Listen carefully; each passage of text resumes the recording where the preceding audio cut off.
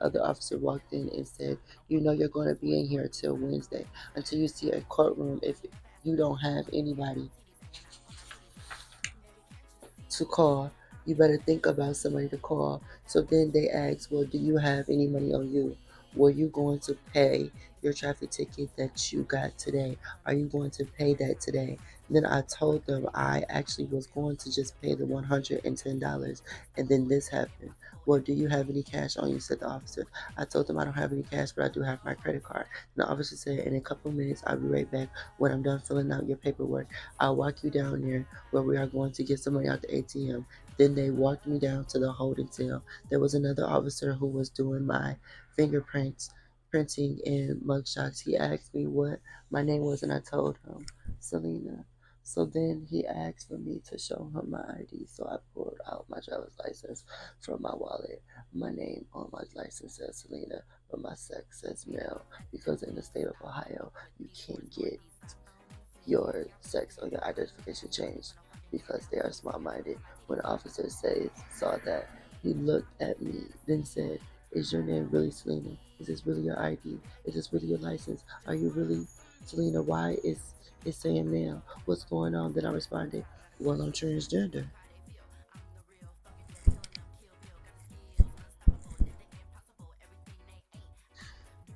Then the other officer who took my handcuffs off walked back in the room. The officer walks up to him and says, "He's saying that he's a girl." The officer stopped him taking while talking and said, "It's she. Just put she."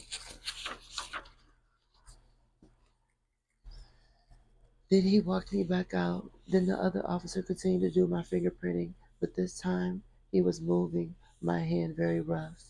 Then he told me to go sit down, so I sat down waiting for the other officer to come back. Then he came back after 10 minutes saying, "Are you ready to go to the ATM?"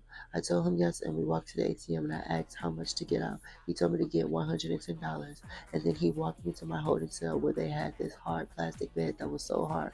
Laying there, I was just thinking, why didn't I just open the door lightly? 3 hours went by. Then a lady came in. Selena, she said, "I responded." Then please stop. I don't fuck with these whores nor these. I don't even fit in. See, I really stand out. I ain't never asked nobody for no fucking handout. Titties hanging out. Put my titties in your mouth. Baby, can't you see? I'm your fantasy. I got what you need. Baby, baby, please. Just one look from me. It's the BAM to the BII. Coming from me, cause they see it's my time. Got a grind to shine. Fuck how they feel. I'm the real fucking deal. Killing them, kill Bill. Got the skills. Unstoppable. Did the impossible. Everything they ain't. I do what they can't. Plus them other hoes stink. Ugh. You got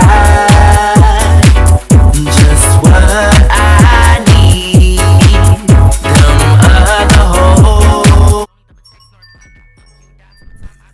Hi, YouTube. How's everybody doing on this marvelous day? As you can see, today I am giving you very much sunshine, clean and clear itsbambii.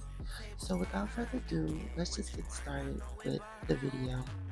So as you can see, the title of this video is My Transgender Jail Experience.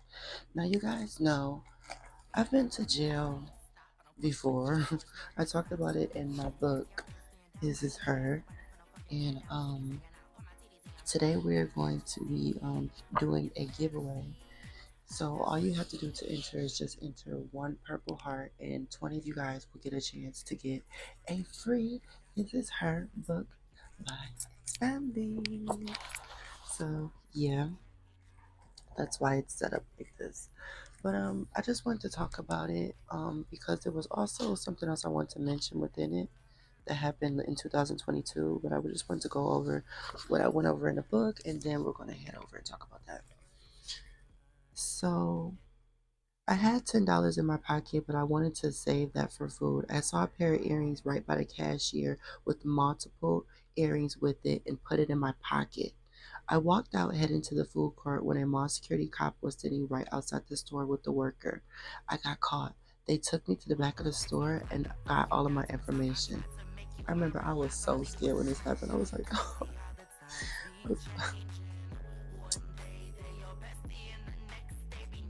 I told him I already told them my name to get it from them. So to teach me a lesson, he said, since you're gonna be a smartass, I'm calling TP on you. I was like, what's TP? And he replied, the police. And three cops came in and handcuffed me and took me out of the mall.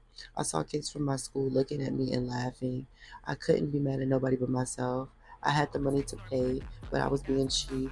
We went to the police department and I was still in handcuffs when they put me in a holding room and searched me. They made me take out my earrings and I just got pierced at the park and take my shoes off. They made me put it in a cell. The room smelled like pee and the floors were so disgusting. I didn't even want to walk on the nasty floor. They took my socks, so I tiptoed to the bed. The bed was even worse. It felt like a hard steel pillow. I just rested my head on my arms, thinking about how stupid I was to be in there in the first place. A couple hours later, they told me to get up and put my hands behind my back. They walked me to the holding room where my shoes and earrings were and walked me out to the door. Okay, that was that time at that point in my life. That experience, it really taught me a lot. It really was just, I think I was like a teenager at that time, and it just really taught me to just, if you got it, pay for it. Don't ever, be cheap and try to, do something like that. So this is like the second time when I had went to jail. Yeah, that was like a holding cell in that situation type of thing. But yeah. So I walked out pushing the door, and the door made a loud noise. I didn't look back because I didn't think anything of it. Then I heard, come here, you come right here now." It was the security guard in the courtroom screaming. I turned around like, "What?" Then he said, "Did you just see what you did to that door? It's not her fault you got all those tickets. You got all those traffic tickets. It's not her fault. Come with me. Did you see what she did to that door? Did you just see that?" So I'm walking with the security guard confused. I didn't even see myself what I did to the door. Then I saw everybody in the courtroom looking at me, everybody outside the courtroom looking at me, everybody at the metal detectors looking at me. I knew to stay calm because my mother always taught me patience and to think before I speak, even though I was so scared about what was going to happen to me. Then three officers came out chewing gum, looking at me like I was crazy. Then the security guy started to tell them about what I did to the door. I still didn't say one thing out my mouth.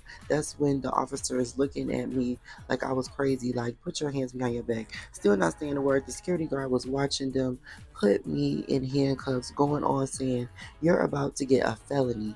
You're about to be in here for a long time for doing that. This is a federal courtroom. You are going to jail. This is a felony." Then the officer said, "Did you see that hole in that door? It's this big." They walked me upstairs to another. They walked me upstairs to another courtroom where they said the judge that I had just seen was going to come up there and place my felony. The security guard walked in saying, "She's busy, she's not coming up here anymore." Sitting there, my hands were starting to hurt around my wrist. Luckily, one of the officers was so kind. He must have seen me trying to keep my hands behind my back, but trying to rub my wrist from the pain. Then told me, "If you keep staying good the way that you are right now, I will uncuff you." So then he left the courtroom, came back, then he uncuffed me. Then he asked, "Do you have anybody to bail you out? Do you have anyone you could call?" I told them no because I had a hard time remembering phone numbers. Then the other officer walked in and said, "You're going to be in here till Wednesday until you see a courtroom. If you don't have anybody to call, you better think about somebody to call." So then they asked, "Well, do you have any money on you? Were you going to pay your traffic ticket that you got today? Are you going to pay that today?" Then I told them I actually was going to just pay the $110. And then this happened. "Well, do you have any cash on you?" said the officer. I told them I don't have any cash, but I do have my credit card. And the officer said, "In a couple minutes, I'll be right back. When I'm done filling out your paperwork, I'll walk you down there where we are going to get some money out the ATM." Then they walked me down to the holding cell. There was another officer who was doing my fingerprints. printing and mugshots. He asked me what my name was, and I told him Selena. So then he asked for me to show him my ID. So I pulled out my driver's license from my wallet. My name on my license says Selena, but my sex says male, because in the state of Ohio, you can't get your sex or your identification changed because they are small minded. When the officer saw that, he looked at me, then said, "Is your name really Selena? Is this really your ID? Is this really your license? Are you really Selena? Why is it saying male? What's going on?" Then I responded, "Well, I'm transgender."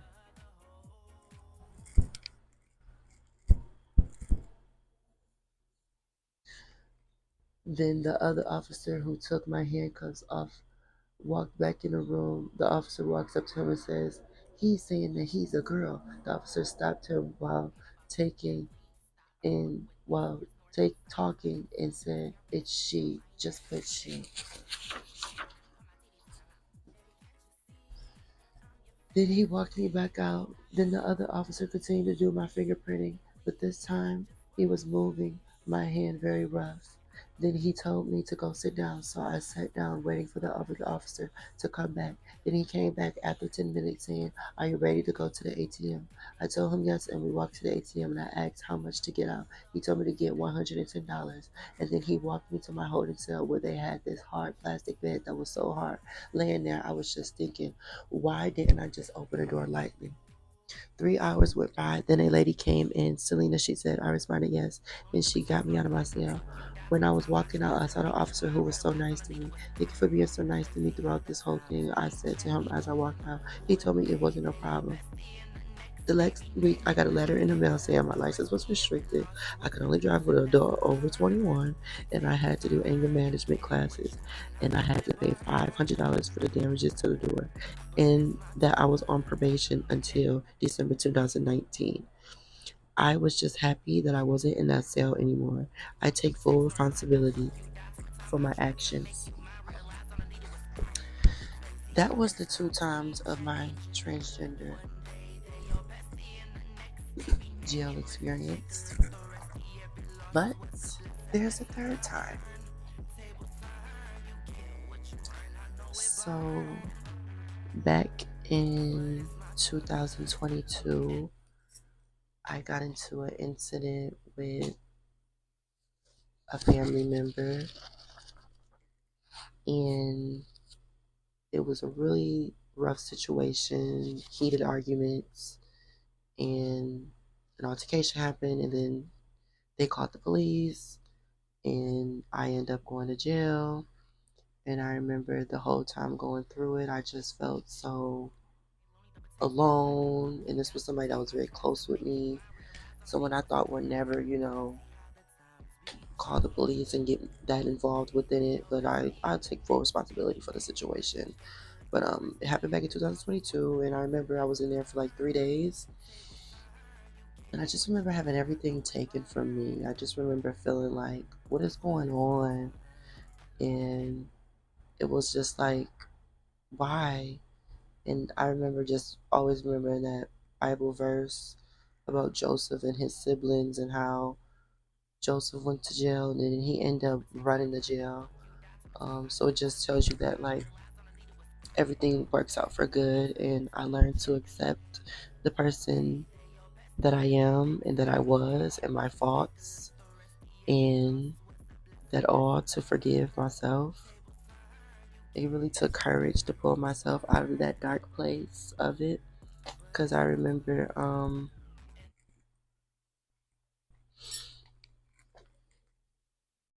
some of the officers in there weren't nice to me because I'm trans. So throughout it all, I would just like to say to everybody, have courage to take flight and give time to what may be possible for the future, and always accept your past, to where anything you go through that is ugly, what's going on out there?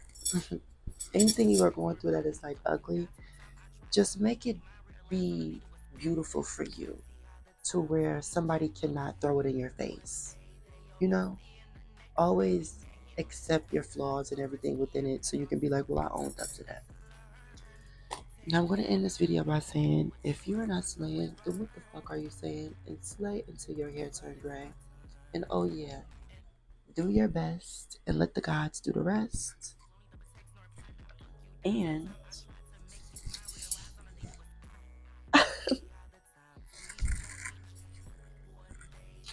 if you want to enter the drawing to get a free book, just comment one purple heart and you will be entering to get a free book. 20 of you guys are going to get a free book.